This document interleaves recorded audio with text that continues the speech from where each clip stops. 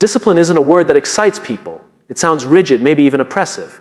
But if we look deeper, discipline isn't about control. It's about freedom. The freedom to live life on your terms, instead of being a prisoner to your impulses, distractions, or fleeting emotions. True freedom doesn't come from doing whatever we want in the moment. It comes from having the strength to choose what's right over what's easy. Think about it.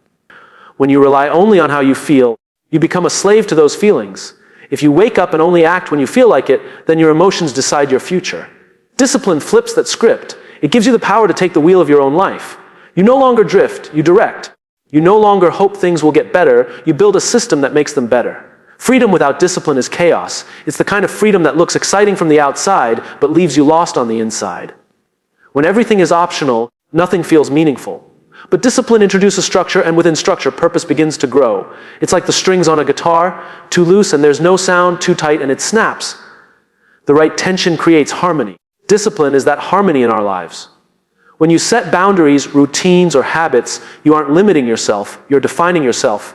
A painter doesn't complain about the edges of the canvas. Those edges give the art its shape. Discipline gives your potential a frame, something to hold it together so it can take form. It's not a cage, it's a container for your growth. Most people confuse discipline with punishment, but they are opposites. Punishment is about suffering for what you did wrong. Discipline is about investing in what you could do right. It's a daily decision to show up, not because someone's forcing you, but because you've made a promise to yourself. Discipline is self-respect in motion. Imagine two versions of yourself, one that does whatever feels good now, and one that does what will feel good later. The first gets temporary relief, the second gets lasting fulfillment. The difference between those two lives is discipline. It's the invisible bridge between who you are and who you could be. Discipline gives you time. When you're disciplined, you control how your days unfold. You make room for what matters most, not just what's urgent. You stop living in reaction to life's noise and start listening to what truly deserves your attention. That's real freedom, the ability to focus your energy where it counts. At its core, discipline is the quiet choice to live intentionally. It's the commitment to align your actions with your values. Even when no one's watching, it's not about forcing yourself, it's about freeing yourself. From excuses, from chaos, from regret. Discipline isn't the opposite of freedom, it's the path that leads to it. Motivation is intoxicating. It feels like a surge of energy that convinces you anything is possible. In that moment, you believe you can conquer the world, start the business, get in shape, or change your habits overnight. But motivation is like a spark, bright and exciting, yet temporary. It ignites passion, but it doesn't sustain progress. When the spark fades, what keeps the fire alive is not how you feel, but what you've built. The illusion of motivation is that it makes us believe success is a feeling. That if we just feel inspired enough, we'll finally take action. But feelings are inconsistent. They come and go with the weather, your mood, or even how well you slept. If your dreams depend on motivation, they'll rise and fall as often as your emotions do. Discipline doesn't need a mood.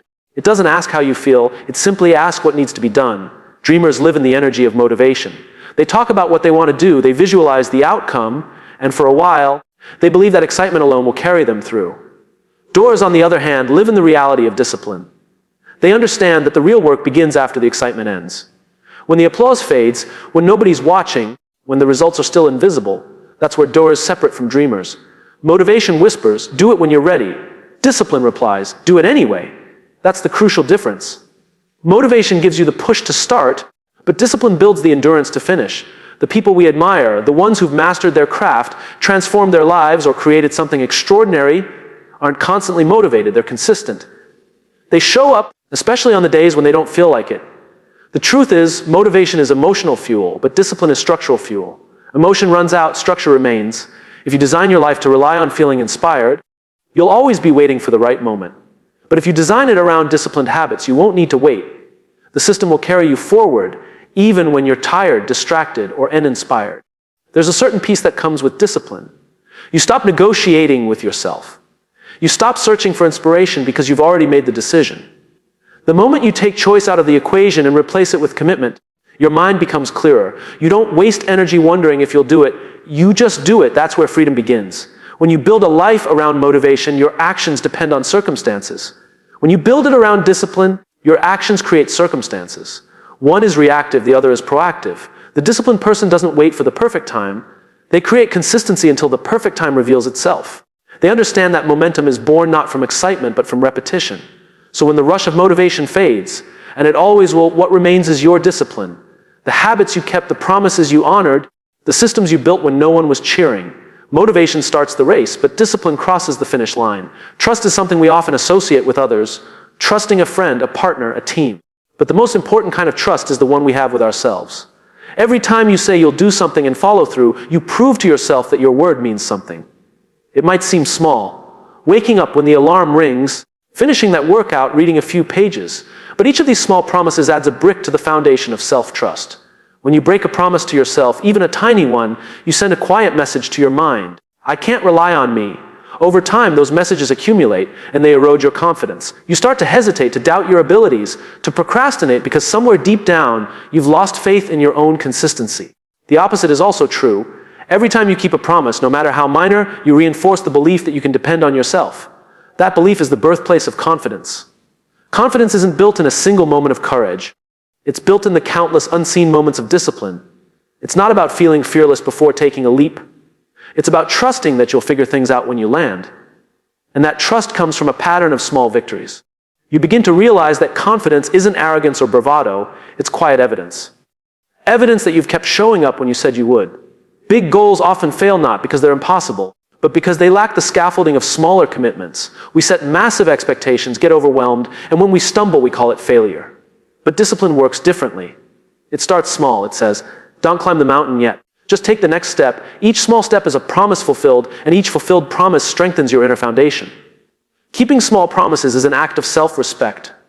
It's telling yourself that your words matter, that your time matters, that you matter. When you treat your commitments casually, your self-image weakens. When you honor them, your self-image grows stronger. It's not about perfection, it's about integrity. You don't have to do everything, but what you choose to do it with commitment. Self-trust creates a powerful kind of peace. You stop overthinking every decision because you know you'll follow through on whatever you choose. You stop comparing yourself to others because you're no longer chasing validation. You're building reliability. The more promises you keep, the less you need external approval. You already have your own. This cycle of trust becomes the engine of growth. Small wins build momentum. Momentum builds belief, and belief builds confidence. It's like compounding interest for your character. Each small act of discipline multiplies over time. The trust you build with yourself spills over into every area of life relationships, work, health, and creativity. Others start to sense it too. People trust those who trust themselves. So while motivation might start the process and discipline sustains it, self-trust is what makes it meaningful. Because when you believe your own word, you stop making empty promises. You begin to live in alignment, not driven by pressure, but guided by trust. Pain is unavoidable. That's the truth most people try to escape. Whether you choose to grow or to stay the same, there's a cost attached. Discipline demands the pain of effort, consistency, and sacrifice. The uncomfortable act of doing what you don't want to do but know you must. Regret demands a different pain. The quiet ache of wishing you had tried, the weight of what could have been. Both hurt, but only one leads somewhere worthwhile. The pain of discipline is sharp but temporary. It stings in the moment, when you wake up early, when you push through a workout, when you say no to distractions. But that pain has purpose. It shapes you. It stretches your limits and strengthens your mind. You walk away from it with growth, with pride, with the satisfaction of knowing you've earned your progress. It's not suffering for nothing. It's an investment in who you're becoming. The pain of regret is softer at first. It's easy to ignore because it doesn't demand immediate action. It whispers instead of shouting. But over time, it grows heavier. It sits in the back of your mind when you see someone else living the life you wanted. It surfaces when opportunities pass you by. It asks haunting questions. What if I had started? What if I had kept going? Regret doesn't just remind you of what you lost, it reminds you that you chose not to try. Discipline and regret are both forms of discomfort, but they differ in timing and outcome. Discipline hurts now so life can get easier later. Regret feels easy now but makes life harder later. It's a simple equation that most people understand but few are willing to live by. The irony is that avoiding short-term pain doesn't spare you from suffering. It just postpones it and magnifies it over time. Every great accomplishment is built on moments when someone chose the pain of discipline over the comfort of ease. Athletes, artists, leaders, they all carry scars of sacrifice. They faced days when quitting would have been easier, when no one was watching, when nothing seemed to be working. But instead of seeking comfort, they sought growth. And that's the quiet power of discipline. It doesn't promise immediate pleasure, but it guarantees eventual strength. Regret, on the other hand, teaches through absence. It shows you the value of discipline only after the chance has passed. It leaves you replaying old choices, trying to rewrite time that no longer belongs to you. The hardest part about regret isn't the missed opportunity. It's the knowledge that it was preventable. That the pain you feel now could have been transformed into progress if you had endured a little discomfort earlier. Choosing the pain of discipline is a declaration that you're willing to take responsibility for your future. It's saying, I'll suffer now so I don't have to suffer forever. It's an act of courage because it demands patience, endurance, and faith that your efforts will pay off. You may not see immediate results, but every small act of discipline compounds. The pain that once felt heavy begins to feel empowering. The truth is, both discipline and regret test your character. One challenges your effort, the other challenges your spirit. One strengthens your confidence, the other erodes it. Pain is inevitable, but progress is optional. The choice isn't whether you'll face pain, but which kind of pain you'll choose to live with. Most people see discipline as a tool to reach a goal, to lose weight, earn more, learn faster, or build something great. But that view is incomplete. Discipline isn't just about what you achieve, it's about who you become in the process. Goals give direction, but identity gives endurance. When your focus shifts from what do I want to achieve to who do I want to be, discipline transforms from a task into a way of life. When you chase outcomes, your commitment wavers with results. If progress feels slow, you lose motivation. If success comes too quickly, you get comfortable. But when your identity is built on discipline itself, you're not chasing validation. You're living your values. You show up not because you have to, but because it's who you are. The outcome becomes a reflection of your character, not the reason for your effort. Identity-based discipline is powerful because it removes negotiation. You don't question whether to act. Your identity answers for you. A disciplined person doesn't ask, do I feel like working out today? They simply say, I'm someone who takes care of my body. The action flows naturally from the identity. It's no longer a decision made daily. It's a part of who you are. The danger of chasing outcomes is that they're temporary. Once you reach a goal, it ends. The motivation fades, and without a deeper sense of purpose, you risk falling back into old habits. But when discipline shapes your identity, the process never ends, it evolves. You're not satisfied with just achieving, you're driven by becoming. You measure progress not by trophies or milestones, but by consistency and integrity. Every act of discipline is a vote for the person you want to be. Every time you follow through, even in small ways, you reinforce that identity. The repetition matters more than the result. Just as a musician becomes great not through one performance, but through daily practice, your character is sculpted by repeated choices that align with your values. There's freedom in identifying with the process instead of the outcome. When you anchor your worth to results, failure feels personal. But when you anchor it to identity, failure becomes feedback. Part of the growth, not the end of it.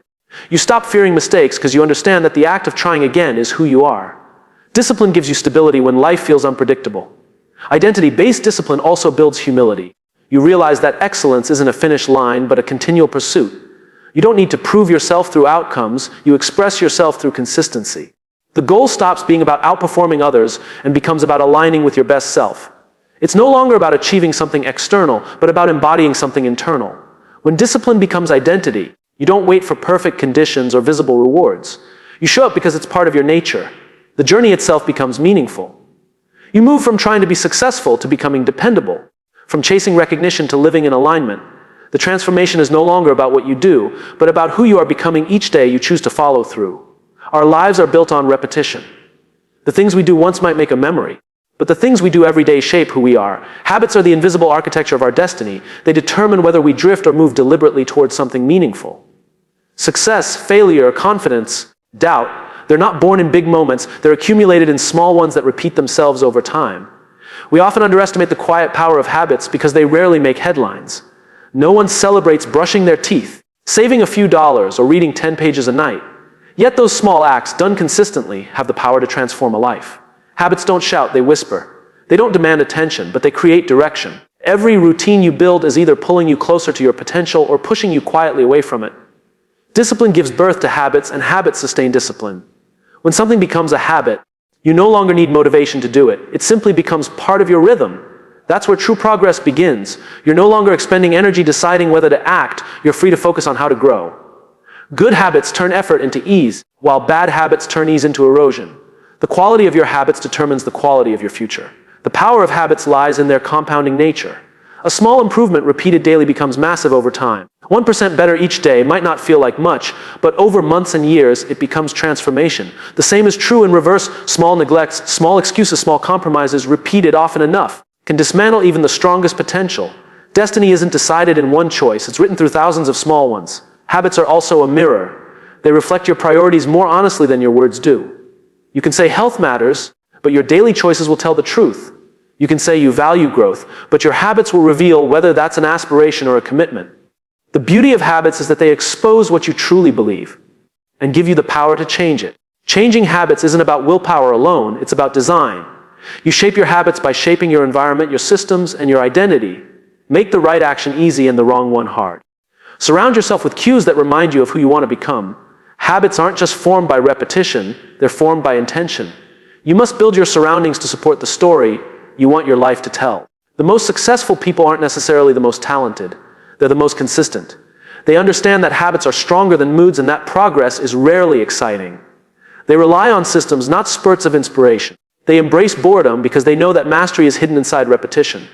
Greatness doesn't come from intensity once in a while, it comes from consistency over a lifetime. Your destiny isn't waiting somewhere out there. It's being written right now in the things you do without thinking. The way you start your mornings, the way you spend your evenings, the way you respond to challenges. These daily repetitions shape the story you'll one day tell. Habits are not just what you do, they are what you become. Willpower is often glorified as the key to success, but the truth is it's unreliable. It fluctuates with energy, emotion, and circumstance. You can't always count on it to be there when you need it most. That's why environment matters more than motivation. The people, places, and systems that surround you quietly shape your behavior every single day. If discipline feels difficult, it's often not a lack of will, it's a lack of structure.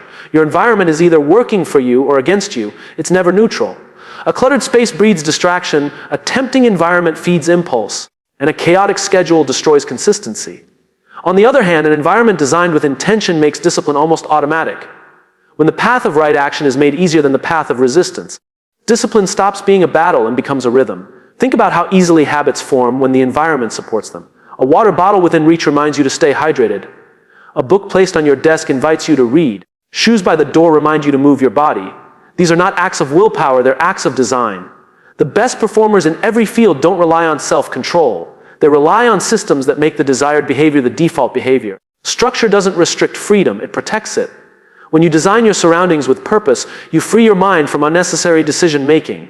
You no longer waste energy debating whether to act because the environment nudges you forward. It's not about forcing discipline, it's about making it the path of least resistance. The strongest people aren't always the most determined. They're the ones who've built lives that make determination easier. Willpower fades throughout the day, but systems endure. A strong routine doesn't require emotion to function, it just works. The environment becomes your silent accountability partner, guiding you even when motivation is gone. Every system you build is a structure that holds your discipline in place. Without it, even the most determined mind will eventually collapse under the weight of constant choice. Surroundings also include people. The company you keep has a powerful influence on your standards. Being around disciplined, purpose-driven individuals raises your expectations for yourself. Being around complacency normalizes mediocrity. Energy is contagious, and if you want to sustain discipline, you must choose environments that challenge and elevate you rather than drain and distract you. Designing your environment is an act of foresight. It's anticipating your weaker moments and protecting your goals from them. Remove friction where you want to grow, and add friction where you want to stop. Delete the app, prepare the meal, schedule the workout, set the reminder. These are small structural choices that create long-term strength. Discipline becomes sustainable when it's supported, not strained. In the end, your environment is the stage on which your habits perform. It determines whether discipline feels like resistance or flow. You can try to fight temptation endlessly, or you can design a life that removes it. You can rely on bursts of willpower, or you can rely on systems that never tire. When you build the right structure, discipline ceases to be a daily struggle and becomes a natural extension of how you live. Discipline may begin as a personal choice, but its impact rarely stays personal. The moment you decide to live with consistency, integrity, and focus, you start to shift the energy around you. People notice, they see your quiet persistence, your steady progress, your refusal to give up when things get hard.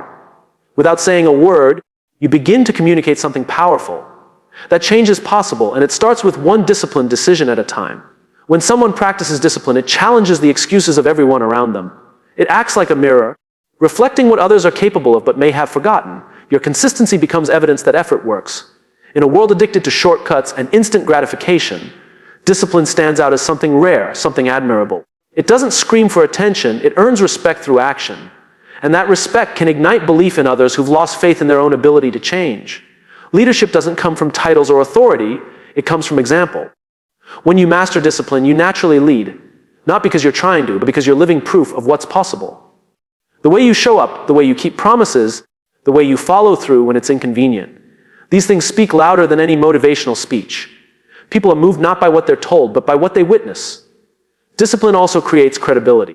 When your actions align with your words, people trust you.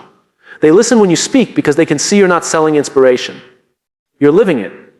You become someone others look to for guidance, not because you claim to have all the answers, but because you consistently practice what you preach. The trust built through disciplined action can influence families, teams, and even entire communities. The ripple effect extends beyond what you see. Your discipline can inspire someone you'll never meet. A child watching a parent keep their word learns what integrity looks like. A coworker observing your dedication begins to raise their own standards. A friend sees you transform your habits and starts to believe they can too. The influence of discipline multiplies quietly, spreading strength and accountability in places you might never imagine. Discipline also raises collective standards. When one person chooses consistency, it subtly shifts what's considered normal in a group. It challenges mediocrity and invites others to aim higher. Over time, those shared standards create stronger cultures in families, workplaces, teams, and communities. The world doesn't change because one person does something extraordinary. It changes because one person's ordinary actions become contagious. True inspiration isn't loud. It's the quiet power of example. You don't have to preach discipline for others to feel its impact. You simply have to live it. Every morning you get up when it's hard. Every promise you keep. Every moment you choose purpose over comfort. Someone is watching. And in that observation, they begin to rewrite their own story. The ripple effect of discipline is proof that personal growth is never just personal. When you master yourself, you give others permission to believe they can do the same. Your discipline becomes a light, not to boast, but to guide. What begins as an internal commitment slowly becomes an external influence, turning individual consistency into collective change.